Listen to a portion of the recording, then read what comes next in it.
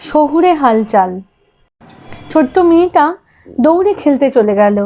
মা বলল, দাঁড়া দাঁড়া, একটু খেয়ে যা, সকাল থেকে তো শুধু মুড়ি খেয়েছিস, আর কিচ্ছু খাসনি। কে শোনে কার কথা? মেয়েটার বাবা বলল, খেলুক, আমরা ছোটবেলায় কত খেলেছি। মেয়েটার ঠাকুমা বলল, দেখো আমাদের রুমি তাও একটু খেলতে পারে, শিপ্রার ছেলেটা তো সারাদিন ঘরে থাকে। শিপ্রা রুমির পিসি, ফ্ল্যাটে থাকে কলকাতায়, রুমিরা থাকে মফস্বলে।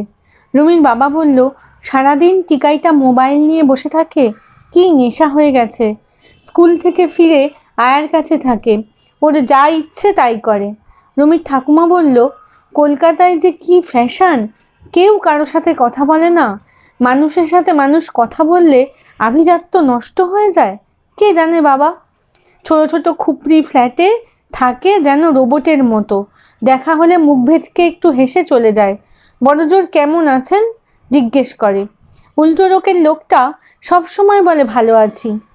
আরে মনের যোগ না থাকলে কেউ মনের কথা বলে? শিপ্রার বাড়ি গিয়ে একটুও থাকতে ভালো লাগে না, কেমন নিঃশ্বাস বন্ধ হয়ে যায়। ওই বাচ্চাটার টানে যাই আর কি। টিকাইটা কি করে, আসতেই দেবে না, সারাক্ষণ একা থাকে। আমি গেলে গল্প বলো, খেলা করো, কত আবদার। তখন আর মোবাইল দেখে না। রুমির মা বলল, টিকাইয়ের মনটা খুব ভালো জানো, বোনকে সব খেলনা দিয়ে দেয়।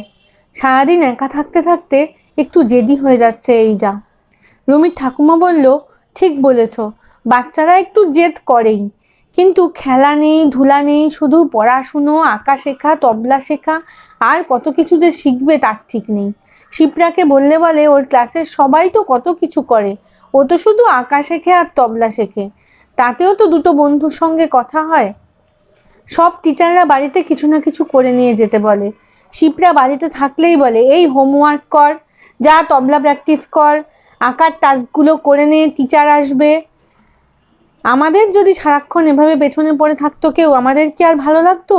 ওরা তো বাচ্চা, জেদ তো করবেই।